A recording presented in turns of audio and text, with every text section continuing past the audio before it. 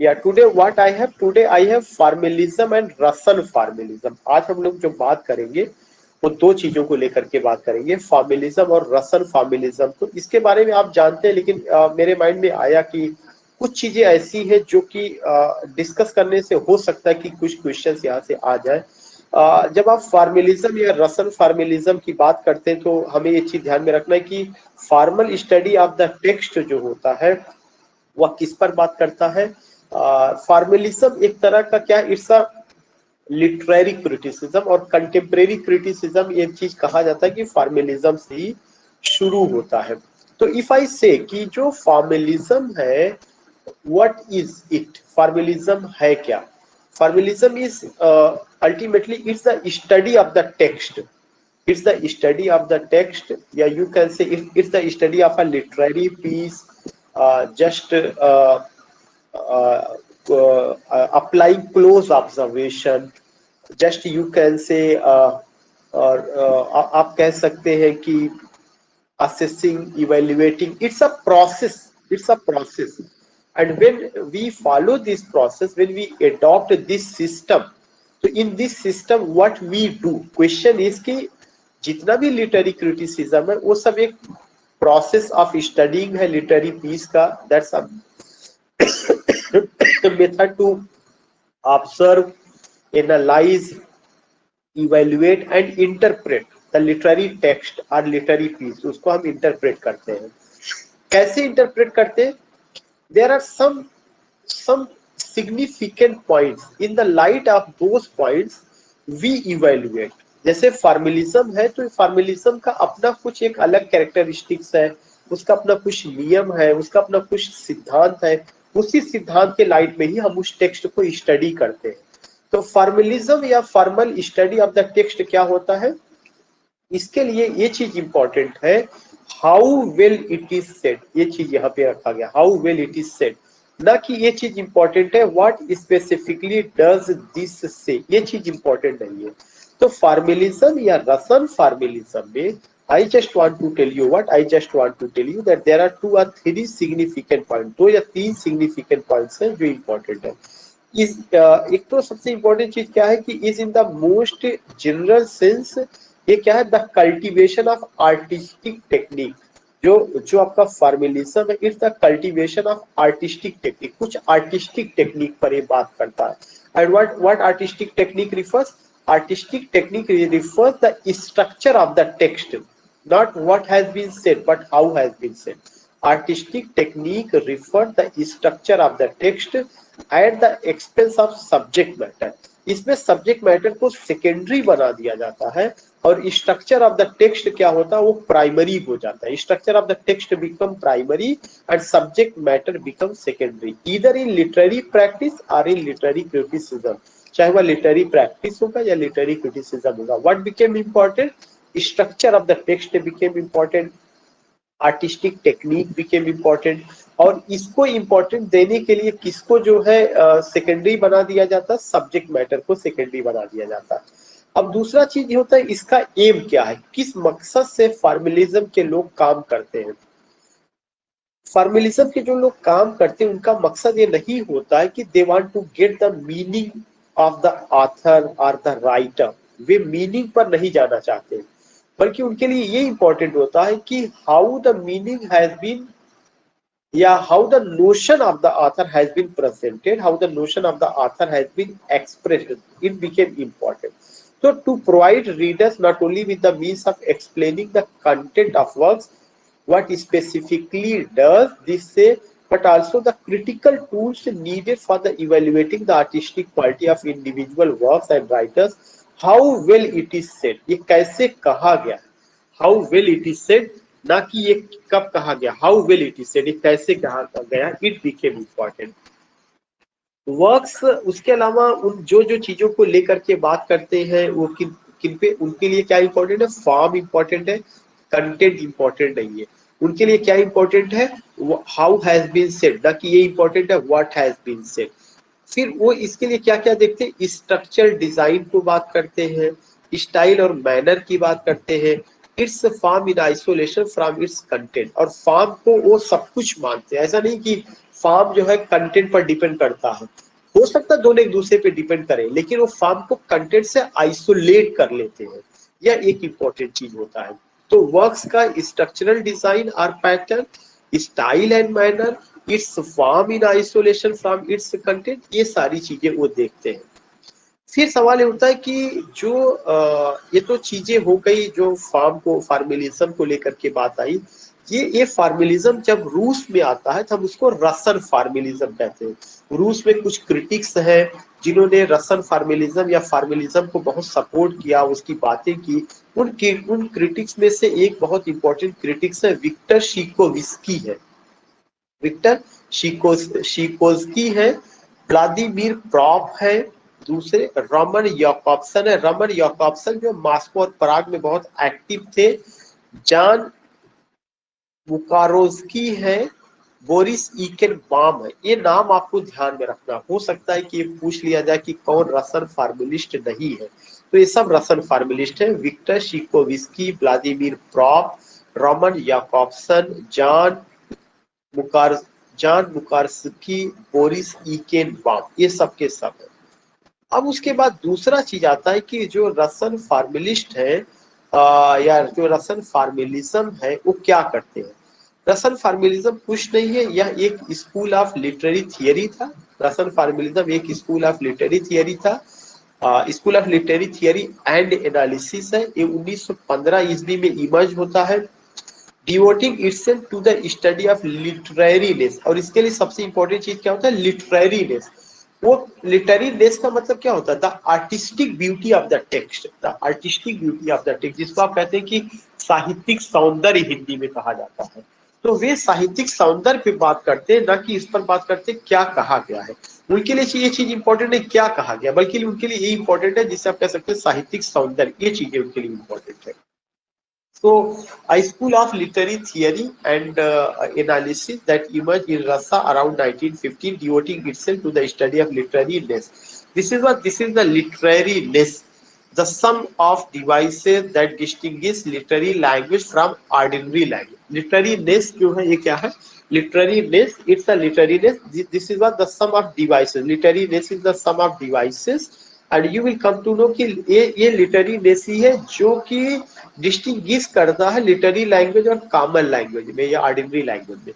कोई भी लैंग्वेज तभी लिटरेरी लैंग्वेज होती है जब उसमें जो है, या उस लैंग्वेज में तभी लिटरेरीनेस आता है जब उसमें लिटरेरी डिवाइसेस यूज किए जाते हैं। लिटरेरी डिवाइसेस कैसे, जैसे irony, satire, figurative language, simile, metaphor, hyperboles, images, symbols, ये सब चीजें जब ज्यादा से ज्यादा यूज की जाती है, then what become, then that language become the literary language and we get the sense of literariness हमको वहां पे नजर आता है। तो रसन फार्मलिज्म क्या था, यह एक स्कूल ऑफ लिटरेरी थियरी और एनालिसिस था। 1915 में रूस में आता है और इनका मकसद क्या था, स्टडी ऑफ लिटरेरीनेस था। और ये बताते हैं कि लैंग्वेज दो तरह का होता है, एक तो कॉमन लैंग्वेज होता है और दूसरा लिटरेरी लैंग्वेज होता है। कॉमन लैंग्वेज और लिटरेरी लैंग्वेज में अंतर होता है। कॉमन लैंग्वेज में हम कोई भी बात जब कहते हैं तो उतना हमें अट्रैक्ट नहीं करता जितना कि लिटरेरी लैंग्वेज अट्रैक्ट करता है। लिटरेरी लैंग्वेज में लिटरेरीनेस होता है। और लिटरेरीनेस कैसे बनता है, लिटरेरीनेस इस आधार पे बनता है कि हम किस तरह के लिटरेरी डिवाइसेस का यूज कर रहे हैं। उसके बाद है it attempt a scientific description of literature. It attempt a scientific description of literature. Literary language में साइंटिफिक डिस्क्रिप्शन रखा जाता है किसका, लिटरेचर का। It attempt a scientific description of, वो साइंटिफिक अप्रोच लेकर के चलते हैं जिसमें ऑब्जेक्टिविटी होती है, क्लोज ऑब्जर्वेशन होता है, एनालिसिस होती है, इंटरप्रिटेशन होता है। उसमें सब्जेक्टिविटी नहीं होती। Notion of the writer is not important, क्या कहा गया और क्या मीनिंग निकल रही है, वो हर चीज को एक आप कह सकते हैं कि साइंटिफिक दायरे में रख करके बात करते हैं। It attempt a scientific description of literature, especially poetry as a special use of language with observable features, deliberately disregarding the contents of literary works। और जो deliberately disregarding, और वो क्या करते हैं, डिसरिगार्ड करते हैं। किसको डिसरिगार्ड करते हैं, the literary works को, deliberately disregarding the content of literary work, deliberately disregarding the contents of literary works.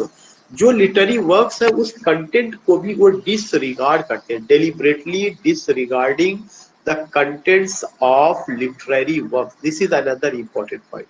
Content को महत्व नहीं देते. किसको महत्व देते हैं?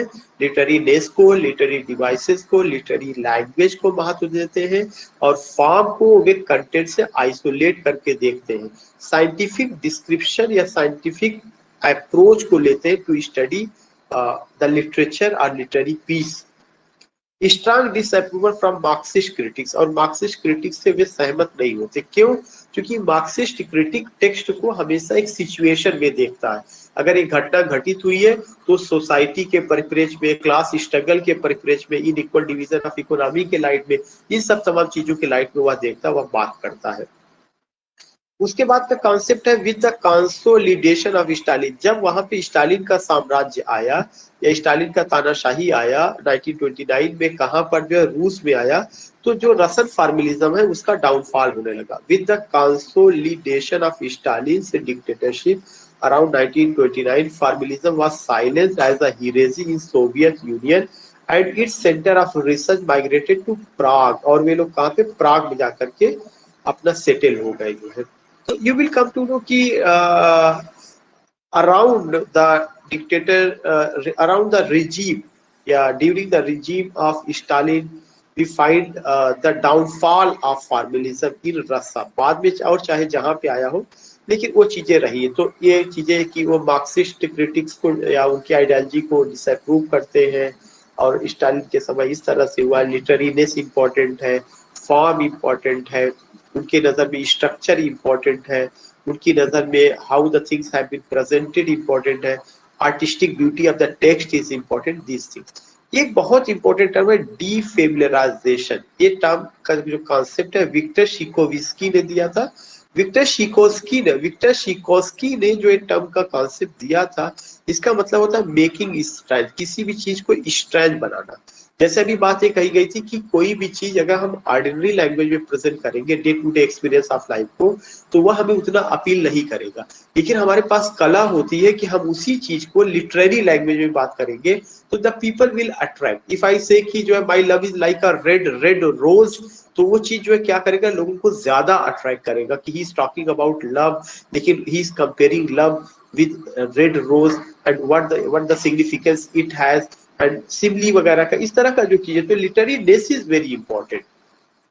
या जागृति सही कि मेकिंग समथिंग स्ट्रेंज, उसको मेकिंग समथिंग स्ट्रेंज का कॉन्सेप्ट है ना. तो this is the defamiliarization, making something strange, मतलब which we don't see in our day to day life. वो कॉन्सेप्ट नहीं होता. It comes something strange, extraordinary, stupendous करके जो है वो सब चीजें होता है, यूनिक होगा, वो सब कॉन्सेप्ट आता है.